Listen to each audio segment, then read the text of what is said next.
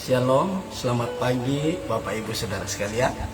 Selamat kita berjumpa kembali dalam acara Renungan SOS. Puji Tuhan, mengawali dengan ini kita satu di dalam doa.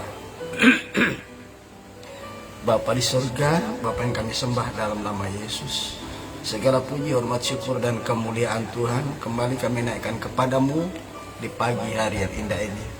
Kami mengucap syukur di mana sepanjang malam kami boleh merasakan indahnya pemeliharaan Tuhan dalam kehidupan kami, dalam petiduran kami, sehingga kami boleh mengalami petiduran yang nyenyak Tuhan.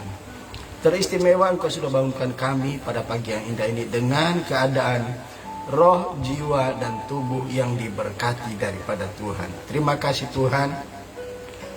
Sebentar lagi kami akan mengadakan renungan ya Bapa. Kami mohon Roh Kudus tolong kami, memampukan kami menangkap pesan-pesan Tuhan melalui renungan firman-Mu yang kami akan segera dengarkan di pagi yang indah ini. Terima kasih Bapa. Di dalam berkat nama Yesus Tuhan dan Allah kami sudah berdoa dan mengucap syukur kepadamu. Haleluya. Amin. Puji Tuhan, Bapak Ibu Saudara sekalian. Pagi yang indah ini kita akan masuk pada bagian yang kedua, yaitu dengan judul yang masih sama, yaitu kekayaan orang-orang pilihan. Ya, nah saudaraku, kemarin kita sudah memulai dengan bagian pertama, kekayaan orang-orang pilihan. Yang pertama adalah ya di Yakobus pasal 2 ayat yang kelima, Allah memanggil kita yang dianggap miskin oleh dunia ini untuk apa saudara? Untuk menjadi kaya di dalam iman, ya. Jadi kekayaan orang-orang pilihan yang pertama adalah orang percaya harus kaya dengan iman, ya.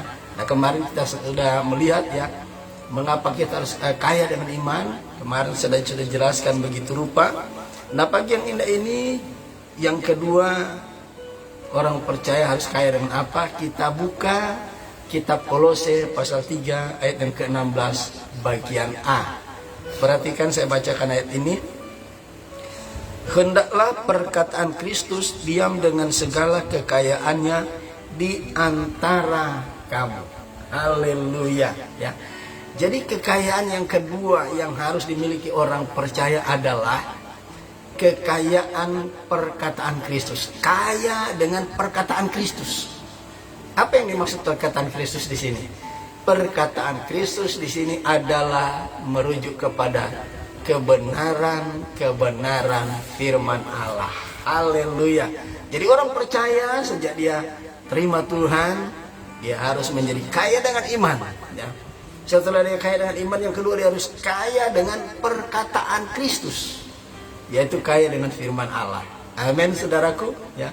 Sebab orang percaya jika tidak kaya dengan kebenaran firman Allah itu akan juga mendatangkan kerugian, ya, akan mendatangkan kerugian. Sebab kekayaan firman kaya dengan firman Allah itu berarti kita harus ya bertumbuh ya di dalam pengetahuan firman Tuhan. Ya, kaya dengan firman kita akan mendatangkan keuntungan yang besar. Ya. Jika kita tidak kaya dengan firman Tuhan, itu akan mendatangkan kerugian. Tetapi sebaliknya, jika kita kaya dengan firman Tuhan, kaya dengan perkataan firman Tuhan, perkataan Kristus, ya, sekali lagi saya bacakan. Hendaklah perkataan Kristus diam dengan segala kekayaannya. Ya, jadi orang percaya harus kaya dengan firman Tuhan. Seperti tadi saya katakan, jika orang percaya memiliki kekayaan firman Tuhan di dalam hidupnya, akan mendatangkan keuntungan yang besar, saudaraku. Ya, kenapa? Sebab di dalam Alkitab dari kitab Kejadian 1 ya sampai kitab Wahyu pasal 22 ayat yang ke-21, di situ banyak menceritakan tentang siapa Tuhan, ya, bagaimana Tuhan, apa karya-karya Tuhan, ya, dan itu akan memperkaya wawasan rohani kita, ya, kaya dengan firman, ya. Ini merupakan kekayaan rohani yang akan membawa kita kepada kehidupan yang kekal, ya. Apa keuntungan yang bisa diperoleh oleh orang percaya ketika dia memiliki kekayaan firman Allah, agar supaya dia akan menghadapi akan menolong dia ketika seseorang menghadapi masalah di dalam kehidupannya, saudaraku. Yang pertama kita lihat ya, contoh yang pertama. Ini keuntungan yang pertama yang diberikan oleh kebenaran firman Allah ketika kita mengalami kekayaan dalam firman. 1 Raja-Raja pasal 3 ayat 9 sampai 12. 1 Raja-Raja pasal yang ketiga ayat yang ke-9 sampai ayat yang ke-12.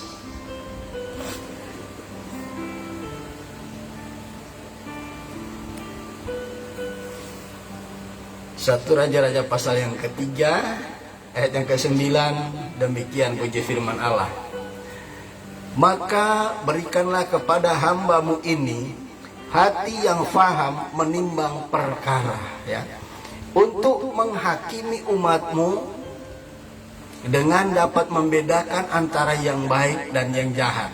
Sebab siapakah yang sanggup menghakimi umatmu yang sangat besar ini? Ayat yang ke-10. Lalu adalah baik di mata Tuhan bahwa Salomo meminta hal yang demikian. Ayat 11. Jadi berfirmanlah Allah kepadanya, oleh karena engkau telah meminta hal yang demikian dan tidak meminta umur panjang atau keyakinan atau kekayaan atau nyawa musuhmu, melainkan pengertian untuk memutuskan hukum. Ayat 12. Maka sesungguhnya aku melakukan sesuai dengan permintaanmu itu. Sesungguhnya aku akan memberikan kepadamu hati yang penuh hikmat dan pengertian, sehingga sebelum engkau tidak ada seorang pun yang seperti engkau, dan sesudah engkau tak akan bangkit seorang pun seperti engkau. Mari kita lihat satu demi satu dari ayat-ayat ini, dari ayat 9 dahulu ya. Saudara ya, ayat yang ke-9 tadi berkata, ketika satu waktu dari ayat yang pertama sampai ayat yang ke-8 ya. Ayat yang pertama, dari ayat yang pertama sampai ke ayat yang ke-8. Di sini diceritakan bagaimana Salomo ya memohon hikmat kepada Tuhan ya. Di situ dikatakan lalu Salomo menjadi menantu Firaun, raja Mesir. Ia mengambil anak Firaun dan membawanya ke kota Daud sampai ia selesai mendirikan istananya dan rumah Tuhan dan tembok sekeliling Yerusalem. Hanya bangsa itu masih mempersembahkan korban di bukit-bukit pengorbanan, sebab belum ada didirikan rumah untuk nama Tuhan sampai pada waktu itu. Dan Salomo menunjukkan kasihnya kepada Tuhan dengan hidup menurut ketetapan Daud ayahnya. Hanya ia masih mempersembahkan korban sembelihan dan ukupan di bukit-bukit pengorbanan. Ayat yang keempat. Pada suatu hari raja pergi ke Gibeon dan mempersembahkan korban, sebab disitulah bukit pengorbanan yang paling besar. 1000 korban bakar dipersembahkan Salomo di atas mezbah itu. Ayat yang kelima.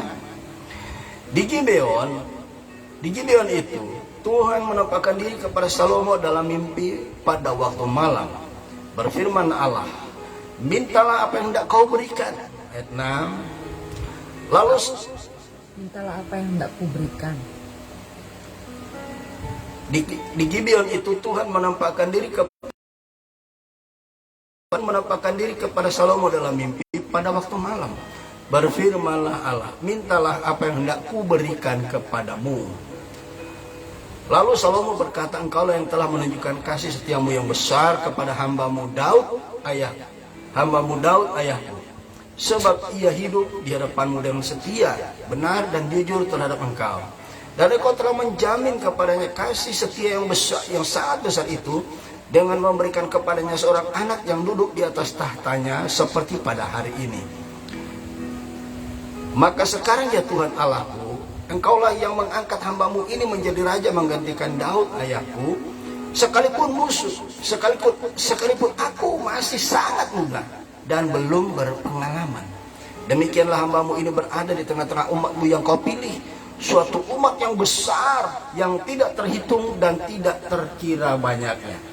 1 Raja-Raja pasal 3 ini menceritakan tentang bagaimana ya Salomo mengadakan korban yang bakaran yang besar. Ada 1000 korban bakaran dipersembahkan oleh Salomo ketika dia sudah dilantik oleh Daud ayahnya menjadi raja menggantikan dia. Dan apa yang terjadi? Dalam doanya dia meminta supaya dia diberikan hati yang paham menimbang perkara. Dia di ayat yang 9 dikatakan ya, ayat yang ke-9, maka berikanlah kepada hambamu ini hati yang paham menimbang perkara, untuk menghakimi umatmu, ya, bangsa yang besar. Dia orang yang muda, belum punya pengalaman. Dia meminta hati yang paham menimbang perkara. Kemudian jawab Tuhan, ya. Lalu adalah baik di mata Tuhan bahwa Salomo meminta hal yang demikian. Jadi berfirman Allah kepadanya, oleh karena engkau telah meminta hal yang demikian dan tidak meminta umur panjang. Bayangin, Salomo walaupun dia masih muda, dia tahu apa yang dia harus minta, sehubungan dengan tanggung jawab yang Tuhan percayakan kepadanya, tanggung jawab untuk memimpin bangsa yang besar. Dia tidak meminta supaya Tuhan kalau boleh berikan aku umur yang panjang, ya, supaya aku dapat mengalahkan musuh-musuhku. Tidak, saudaraku, ya. Saya baca lagi, jadi berfirman Allah kepadanya, oleh karena engkau telah meminta hal yang demikian dan tidak meminta umur panjang atau kekayaan atau nyawa musuhmu, melainkan pengertian untuk memutuskan hukum, maka sesungguhnya aku melakukan sesuai dengan permintaanmu. Ya, bayangin, doa Salomo itu berkenan di hati Tuhan, sehingga dikatakan, maka aku akan melakukan sesuai dengan permintaanmu itu. Sesungguhnya aku memberikan kepadamu hati yang penuh hikmat, ya, hati yang penuh hikmat dan pengertian, sehingga sebelum engkau tidak ada orang pun seperti engkau, dan sesudah engkau tak akan bangkit seorang pun seperti engkau. Saudaraku, Salomo memohon hikmat, ya. Nah, di sini dikatakan kekayaan orang percaya yang kedua adalah kaya dengan firman Tuhan. Keuntungan besar yang diberikan kepada orang yang kaya dengan firman Tuhan adalah hikmat, saudara. Hikmat adalah kekayaan yang perlu dimiliki oleh orang percaya, ya. Keuntungan besar diperoleh orang percaya, orang-orang pilihan, ya, yaitu hikmat, ya. Kaya dengan firman Allah, maka kita akan memiliki hikmat daripada Tuhan, ya. Ketika satu kali Salomo diperhadapkan dengan masalah yang besar. Apa itu? Bukan peperangan yang dihadapi. Ada 2 orang ibu yang melahirkan seorang anak di malam yang sama, ya. Tapi ada yang lebih dahulu, ada yang kedua, ya, yang pertama dan yang kedua. Saudara, dalam satu malam kedua ibu ini sama-sama tidur dengan anaknya masing-masing. Kemudian ibu yang pertama, ya, yang hidup, yang punya bayi, ya, bayinya hidup, tapi ibu yang kedua, ya, bayinya mati karena ketindihan sama ibunya. Apa yang terjadi? Dibawalah masalah ini kepada Raja Salomo. Apa yang terjadi? Ibu yang pertama ini berkata, itu anakku yang mati diambil. Ibu yang kedua berkata, bukan, ini anakku. Ya, apa yang terjadi, saudara? Ketika saling rebutan, Salomo tidak tahu mana anak ibu yang memiliki anak yang hidup ini. Tetapi Salomo memerintahkan kepada para pengawalnya, ambilkan aku pedang. Saudara, apa yang terjadi? Setelah Raja Salomo memegang pedang, dia katakan, alangkah baiknya kalau anak ini aku penggal menjadi 2 bagian, anak yang hidup, ya. Nanti ternyata dengan Salomo mengangkat pedang itu, ada seorang ibu berkata, jangan apa-apakan anak itu, berikan kepada ibu itu saja anak itu, daripada dia mati. Apa yang terjadi, saudaraku? Salomo mendapatkan hikmat dari Tuhan. Siapa yang berkata jangan bunuh anak itu, bahwa berarti ibu inilah yang memiliki anak itu. Saudaraku, masalah yang paling berat yang kita tidak tahu, untuk kita kita bisa melihat mana yang sebenarnya. Kita lihat betapa hikmat Allah itu luar biasa. Ada ibu yang memiliki anak yang hidup berkata, jangan pakan dia, jangan bunuh dia, berikan saja kepada ibu yang hidup itu. Di situ orang melihat hikmat daripada Salomo yang Tuhan berikan kepada Salomo.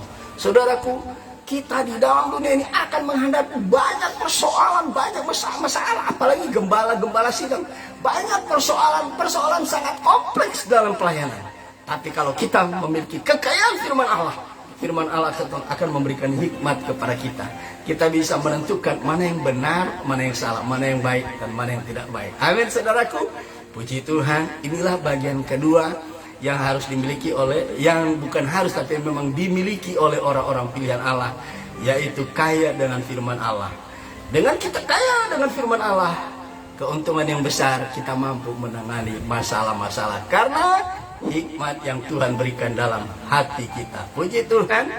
Kita satu di dalam doa mengakhiri renungan kita pagi yang indah ini. Bapa di surga, Bapa yang kami sembah dalam nama Yesus, segala puji, syukur, hormat, dan kemuliaan kami berikan kepadamu. Terima kasih Tuhan, oleh kemurahan-Mu pagi yang indah ini kembali kami diperkaya dengan kebenaran firman-Mu, bahwa kami sangat penting memerlukan firman Allah dalam segala hal. Sebab firman Allah merupakan jawaban setiap persoalan yang kami hadapi di penggembalaan, di keluarga, di usaha, dan sebagainya. Sehingga hikmat Allah menyertai kami. Nama Tuhan dipuji dan dipermuliakan. Di dalam berkat nama Yesus, Tuhan dan Raja kami sudah berdoa dan mengucap syukur kepadamu. Haleluya, haleluya. Amin. Puji Tuhan. Sampai bertemu kembali besok pagi hari pada waktu yang sama. Tuhan Yesus memberkati. Shalom.